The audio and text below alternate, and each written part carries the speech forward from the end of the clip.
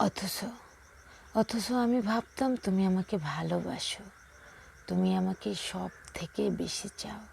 আমি জানতাম তোমার একমাত্র সুখ আমি জানতাম তোমার জীবনে আমি ছাড়া কেউ নেই। ভাবতাম ভাবতাম তোমার চোখের আলো আমি, তোমার হাসির কারণ আমি, তোমার শান্তির নিঃশ্বাস আমি। কিন্তু না, ভুল ভাবতাম আমি তোমায় কেউ ছিলাম না।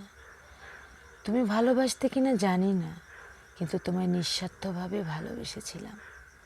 আমি চেয়েছিলাম তোমার পাশে কেউ না বসুক, তোমার হাতে কেউ হাত না রাখুক, তোমার চোখে কারো চোখ না পড়ুক, তোমার নামের শেষে শুধু আমার নামটাই থাকুক। আমি চেয়েছিলাম তুমি আমার থাকো, আমাকে আগলে রাখো, আমাকে ভালোবাসো, আমাকে বোঝো।